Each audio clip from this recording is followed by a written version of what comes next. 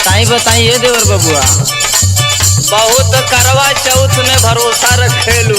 हाँ हाँ वो तो रखबे करीला, लेकिन तोहार उद्धार के करे कृपा से भइल। हाँ एक बात तो से बतावे जाती सुनिहा। बतावा।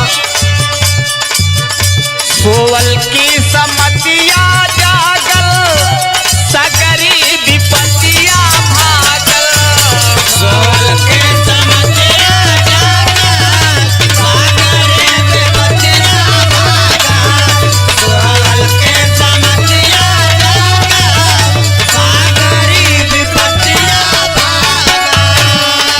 सुनत हूँ भौजी। हाँ हाँ सुनत है ये देवर बबुआ।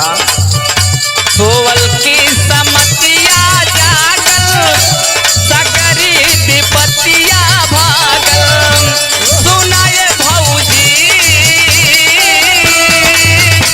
भीम जी सजवल मोर सपनवा ये भौजी। सुनाए भौजी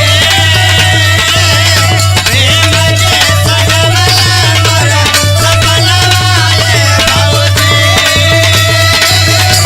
सुनाए भौजी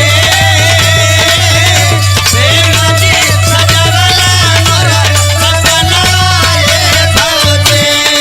ये देवर बबुआ, बोले भौजी बोला। ये भीम जी के रहल हम तो ना देखले हैं। तो सुनी बतावा।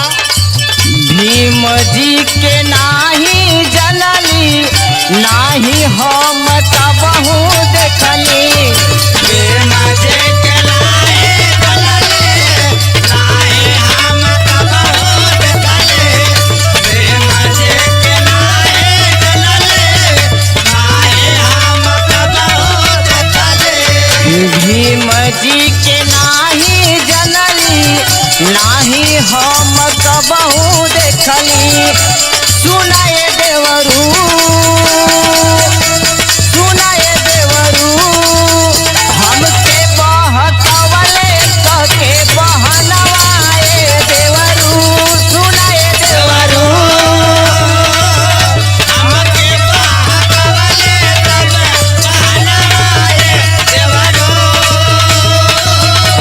सुनाए देवरू, हमके बहकवले तब बहनवाए देवरू। बिरजेश भैया, ई कहथिन कि हम न भीम के ना जानीला न देखले है, उनके बारे में सुनले है। अरे वो भीम जवन तोहार जिंदगानी बना देहलन।